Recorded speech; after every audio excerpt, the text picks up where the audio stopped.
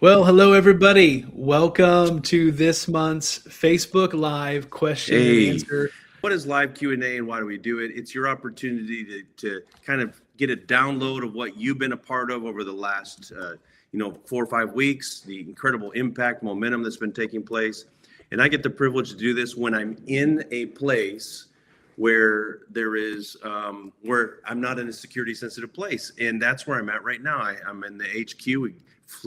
I was from a security sensitive country to Vienna, to Munich, to Houston, to Tulsa. And finally, we're able to be back here for a little bit. We've got all kinds of fun things planned. But you know what? Live Q&A, it's your opportunity to ask questions. Ask questions both today, right now, and we'll do our best. Our team will do our best to get those questions in front of us so we can answer them live. But also, throughout the month, send in your questions and we'll do our best. We've got some great questions. In fact, one question that came in was, what is the most unusual mode of transportation you've used while traveling? Another one is specifically to Ronnie, what's your favorite trail snack? And then there was one on what's happening in the Middle East right now, and how is it impacting people we're meeting with on the ground? We can share some answers to that. And then finally, what do I wish? I thought it was a really insightful question. What question do you wish people would ask more often about mission? So we're going to endeavor to answer some of those by the time we finish, but also we have a monthly update. Ronnie's on the road and he's been traveling. He's been in meetings with ministers in the Ozark areas, meeting with individuals, as well as groups of ministers. And then is in Kansas City this month. Ronnie, go ahead and pick up. Hey, let me say a few quick things. Club 1040. Who are we? Club is a group of like-minded people who come together around a common purpose or mission.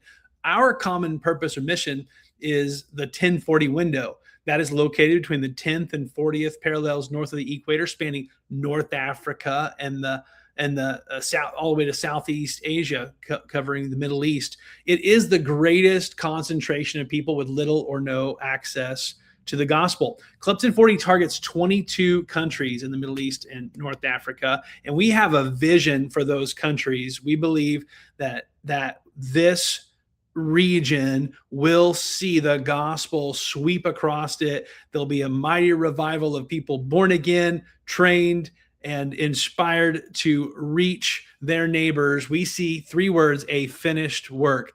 John 4:34, it says that Jesus said that my food is to do the will of the one who sent me and to finish his work. Jesus was a finisher. We are the body of Christ. We are finishers as well. So our mission here at Club 1040, the how we do things, our mission is that we are a relational missionary movement reaching the unreached. How this happens is we train thousands of indigenous church planters and leaders. We're mobilizing over 100 near culture missionaries by 2030, and we're inspiring the global church to reach every unreached nation. And Matt, it is wild having you just arrived back in the States and then me back on the road. But one thing we do at Club 1040 is we do instill and encourage culture through remote access points like this, and we're always dealing with time zones, and every meeting starts with good morning, good afternoon, good evening, because someone's in one of those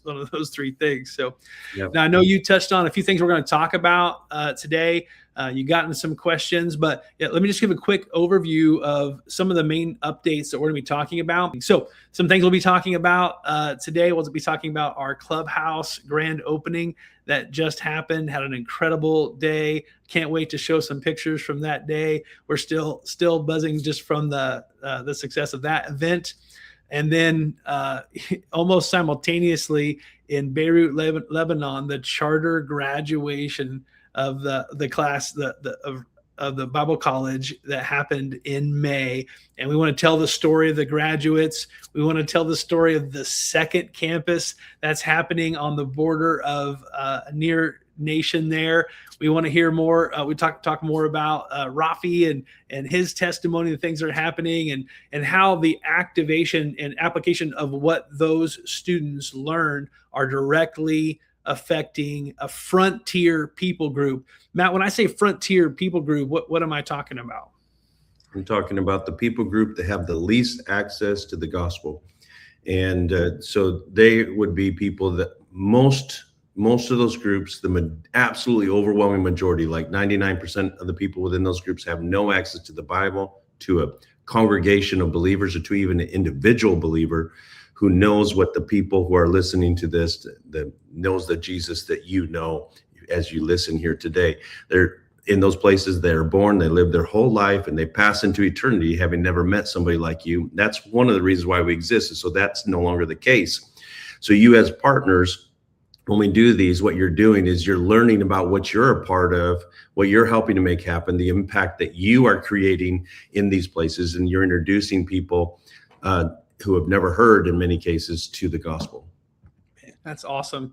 And when we say things like adopt a unreached people group, we're doing this in relationship. Again, as a relational missionary movement, we know that everything that God does in the earth, he does through relationship, and in partnership with groups like AIMS, Accelerated International Mission Strategies, and Joshua Project, who is the single source for the most updated content of the progress of the gospel in the earth. There's the fact-finding phase. There's the initial engagement. There's the, you got to mind the facts at all costs, to how do we even engage in a frontier people group? What language do they speak? Is there a Bible translation anywhere in the world that would be in the heart language of those people? So those type of things are what you're a part of, and through relationship with Club 1040 and the graduates of the class this last month. We're going to talk about the virtual summit, and we talk about the impact of a summit that we did virtually in a security sensitive nation. And we'll be talking today about a Club 1040 UK update. Obviously, Club 1040 has been active in the UK for a long time, but this is a special season for Club 1040 UK, taking massive steps forward to leverage the people of the UK and that region to the Middle East and North Africa. We'll talk about in another security sensitive nation, how a house church meeting that we had, where one man, he was looking for one to have one for like 2 years. We're going to tell this story.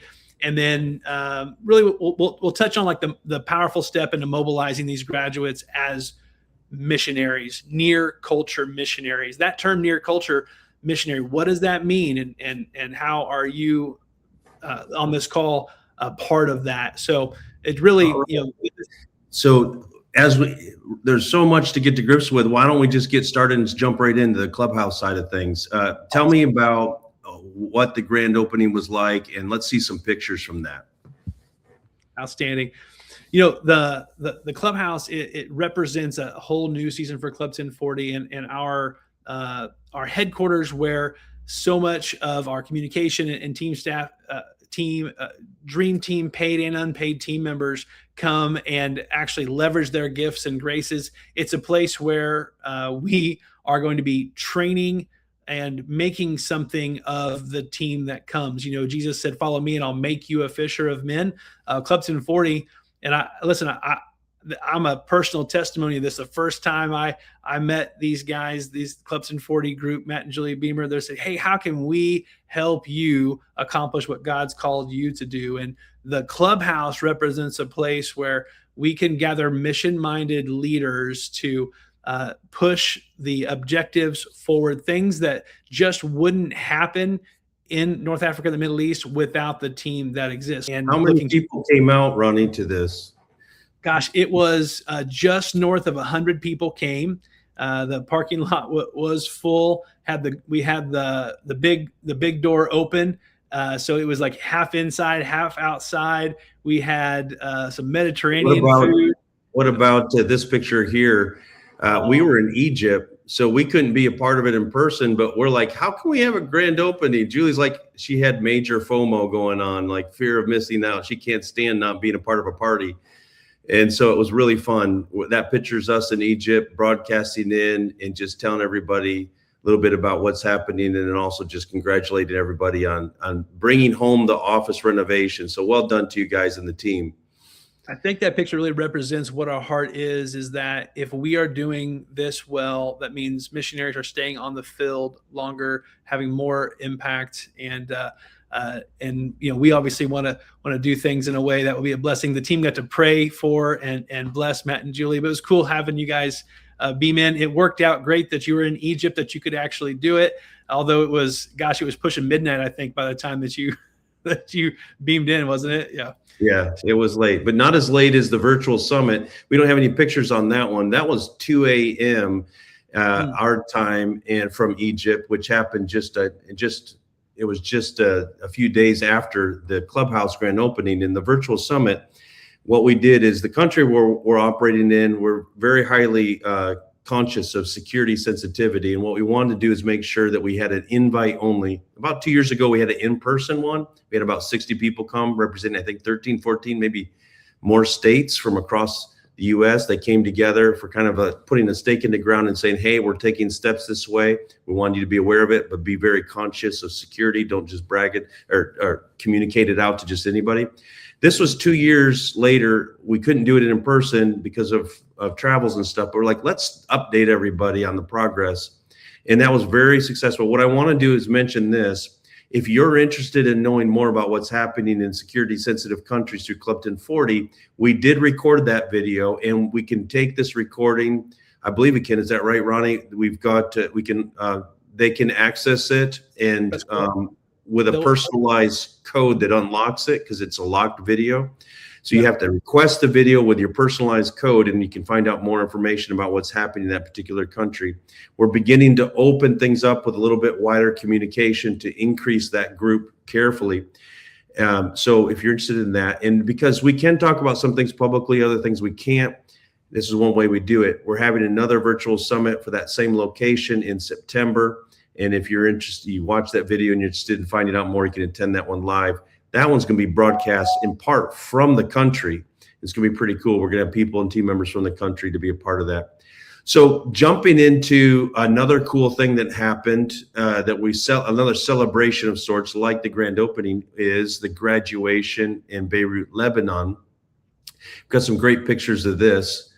And this goes to the point of what it was that you mentioned earlier, Ronnie, about how we use this class to adopt a frontier people group, unreached people group. As we're going through the pictures of this graduating class, I want you to talk a little bit about what's happening with the country next to it. We call C11 in our internal language, which is for Syria. And then also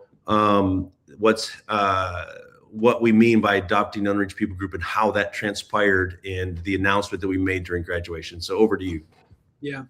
Well, the graduating class here of Rhema Lebanon represents people who have committed to reach their nation, but also be near culture missionaries. And so they began with the end in mind that they wouldn't stay there. Unlike the first church, you had to have persecution to get pushed out. They're like, hey, we're going to go. And we have what we're considering our first official, and he calls himself the first official missionary from this group, where our dear friend Rafi was ordained as a minister, graduate of the Bible College, and it has given him access to cross the border into Syria safely, where before you would have to have a destination or a family member or a reason to go. Took some exploratory trips this year. The goal being our second campus that's launching in October, which is 30 minutes from the border. It's 45 minutes from Damascus.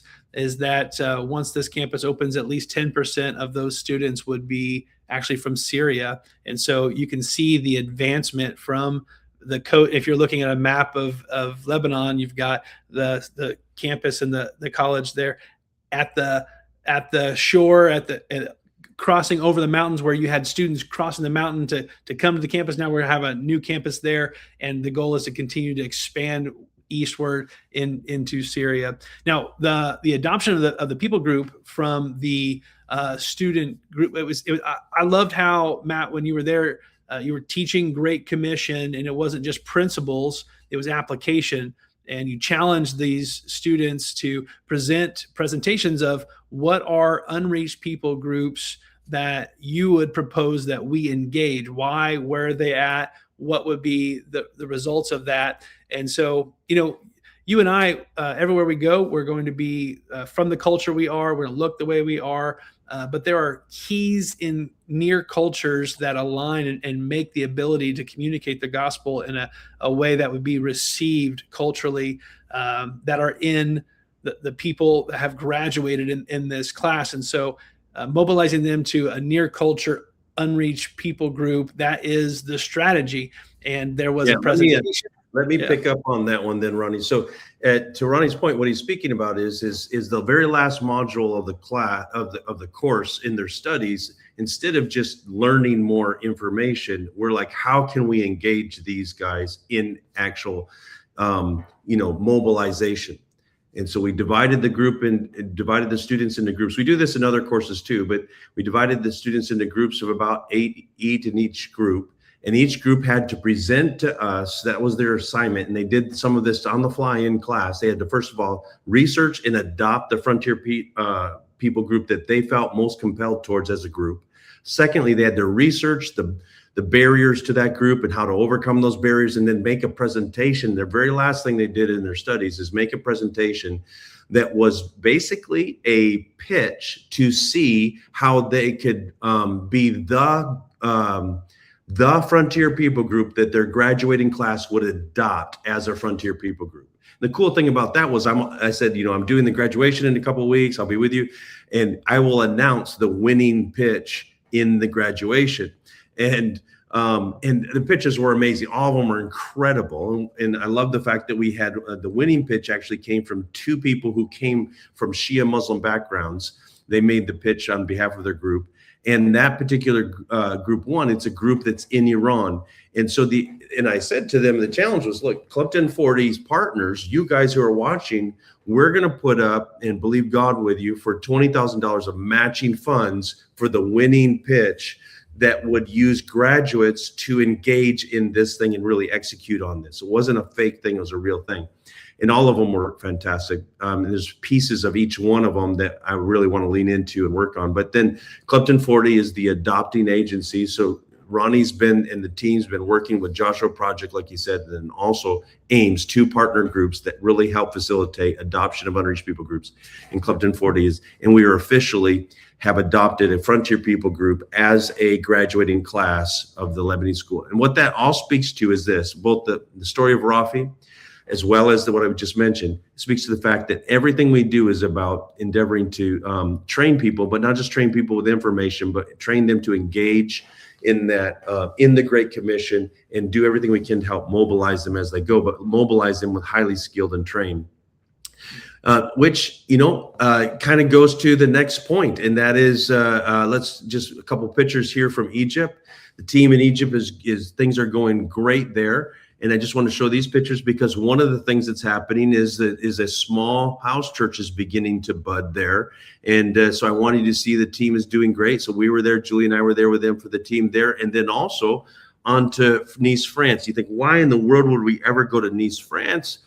First of all, the French language is one of the most underserved languages in the world when it comes to ministry tools and outreach and things. But also, the Lord spoke very clearly to Julie and I very early on that if we ever get invitations from what would be considered missionary receiving locations, that unless he specifically says not to, we're to pretty much have a default yes to those invitations. We say no to invitations constantly. But this is one thing people can, I probably shouldn't say that out loud in public. This is one thing people can do is they can ask us to come, and they want to use their Pentecostal weekend, which is called their Fire Conference there in Nice, France, to help mobilize people. And the reason I wanted you to see this, I want to see these beautiful pictures of the kids that Julie did this. She did what she normally does in the U.S.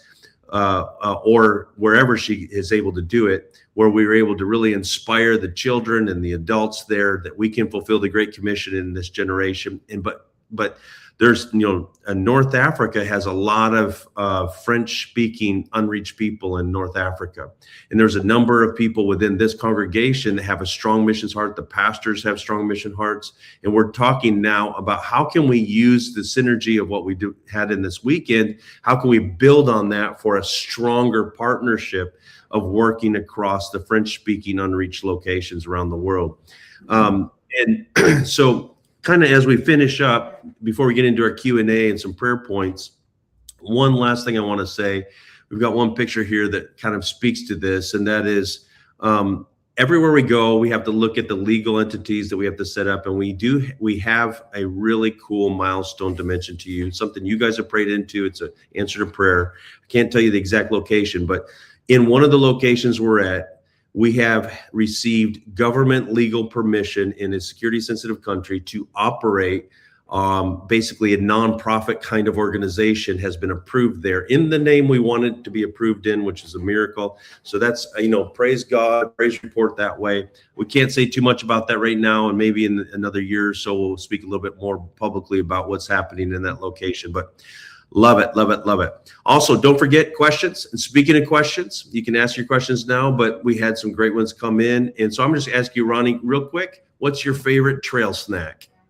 My favorite trail snack is one that I didn't have to carry up the mountain to enjoy, but I do like a nice sweet Twizzler after a hard day of hiking. So Really? that's my go-to. Chocolate melts in the bag. So Oh, man. No way. I'm all about jerky, protein type stuff. To me, that's my favorite. Nice. All right. Here's a question that came in. Matt, what is the most unusual mode of transportation you've used while traveling? Pardon me. I'm sorry. So I got a couple of funny stories here. One is, first of all, we've had loads of them, but there's one time when I was very early on, and I was in Burma, Myanmar, and going from Rangoon, the capital, up into the northern parts. We drove. First of all, we took the train. The train was painful because in that country, the train tracks, I think, to save or make the tracks go further, the iron part of the tracks to go further, they would put gaps in between the rails. So like where one rail butted up against another, there would be. So, it was like that sort of train track sound like that. It was like more like,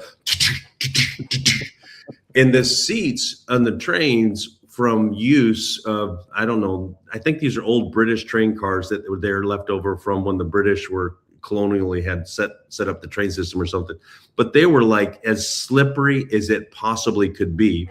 And so with each jerk in between like that, every third one, I'd have to push myself back up into the seat because I would just slide down the seat every third one. And 14 hours of that from it was the most painful train ride. And it was hot, it was sweaty. And if you open up the windows, dust would come in. But on the train journey, it was kind of funny. One time they pulled in next to this, kind of slowed down enough where somebody could, there were people hawking food and things from the side, and people would come to the window and say, hey, I want that, and give them money and take it. And there was this little stick that had baby birds or chickens or something on it that had been roasted, like 3 little baby, like shish kebab, full birds with the eyes and the beak and everything except for the feathers roasted. And the person sat in front of me saw this person selling these, got obviously very enthused and thought, man, this looks good, and called the little girl over and says, I took a picture of it back then, way before digital camera days. But so I have that picture somewhere. But so then as we continued, she bought them, and the person in front bought them, and as we continued, every once in a while, I'd hear this crunch, crunch, crunch, and I'd see a little black beak be flicked out the window as this person was chewing on these. And there were all kinds of funny things during that 14-hour journey. But then once we got to where the train ended, then we had to take a taxi, and it was through a dry season in riverbeds that were now sandy and dried, and so it took us like 36 hours, and to go almost, I mean, I don't remember exactly, maybe 100 kilometers. It was almost no, but I felt like we were pushing the taxi through the sand more than we were riding in it. And then when we finally did get to the place where we could no longer take the taxi, there was a river we had to cross. I guess actually I forgot. The taxi was placed on a ferry across this river. I thought for sure, I was so concerned that the taxi was going to slide right off the ferry and fall into the water. It was overloaded. There was a big old truck on part of it. It was leaning way over. So I was like, I'm not getting on that ferry. There's no way. It was a short river to cross, but I'm like, no way I'm getting on it. So I went on this. I got some guys in a little dugout canoe to float me across the same river. And, because I'm like, most Burmese people are like half my size and, like a tenth of my width. Me and the canoe is one of these really long dugout ones. And there was a person in front and behind that were doing the canoeing part. And I was in the middle. And I'm telling you, I was holding my breath the whole time because it was like anything happened and I was going in. I felt like I was floating on a toothpick across the river. Got to the other side of the river and the guy in the taxi couldn't get, kind of a cool thing that happened. We got to the other side of the river and there's a checkpoint, went to the checkpoint, and we were afraid we were going to be pushed all the way back to the very beginning because we had to get approvals as we went through to get up into the northern Burma, the Chin State area. But the guy who was the person that made the decision at that checkpoint was a new person that just got moved in. And he was an answer to prayer because the guy who was our kind of personal guide and him were friends from primary school. And because of that, he's like, come and, have food, and it was a big deal. And so we were eating a meal, but we could see the ferry come and land and touch the side of the river we're on. And we could see them trying to get this car. We're sitting there eating our rice while we're watching this car try to get up the bank. And it was a paved road, and our taxi that we were going to get back in and keep going. And he couldn't get up. It would go and it'd spin and spin and spin and slide back down. It was almost like it was ice, but it was just because it was wet and it was steep. So they ended up getting a bunch of people on ropes, maybe like 30 or 40 people on ropes, pulling this thing up. And I thought for sure that thing was never going to make it up. But then as we continued on the journey, we finally got there. There were thousands of people, literally thousands of people that were waiting there for us. We ministered, had to use 2 interpreters. It was a pretty amazing time. Loads of people got baptized. Thousands got baptized in the Holy Spirit. So anyway, I'm like, I'm not taking that journey back. There's no way. So then the guy I was with, he went and he says, hey, I found us some tickets on an airplane back. And we got on this airplane, and this airplane, I'm certain, had been decommissioned. It was one of the airplanes that you might fly, like the size of it. I don't know all the airplane numbers, but it was kind of like a 60-seat airplane, but it looked like it was from World War II. And this is in, early 90s. And because there were gaps and it wasn't airtight. So because there was air, literally like the windows were almost open, and it was a commercial flight. Some of the seats, the seat I was in, it was not bolted down properly. There were chickens on the floor everywhere. And so because of all that, they had to fly right above the tree line the whole time. So, if something happened with the engines, it would have lasted 3 seconds and it would have been on the ground. There's no room for anything, but we couldn't get up probably more than about 500 to 1,000 feet above ground the whole entire flight for a commercial flight. So that would be, I would say, one of the more interesting transport related times I've ever experienced. But I've got so many other stories like that. This great question came in early. That was this. There's a lot happening in the Middle East right now. How is it impacting the people that you're meeting with? Well, everywhere we go, of course, it's impacting people a little bit differently because we go to several different countries, but it is impacting pretty much everybody across the region, just like it's having impact back in the US or the UK and other places in cost of living, things like that. But I will say a word of caution. Most of what you're hearing in the news, because I've had some people reach out to me and they're like, the conclusions they're making are based on what they're seeing and hearing in the media. And their conclusions are based on facts that don't align with the realities on the ground.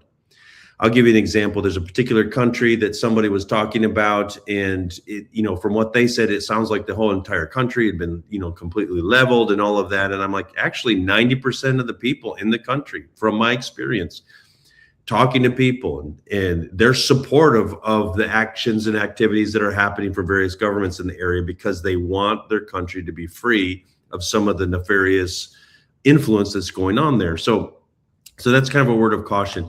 But here's kind of just to make it kind of a really tight story. I was just in a place, and we were there with one of our team members and his 18-year-old son who was translating for him, and they just casually said in conversation as we were eating is, yeah, unfortunately, one of the friends of my son who was in the military for the last several months just died in the conflict that was taking place, and he was only 1 week away from being released. That was kind of the really sad thing.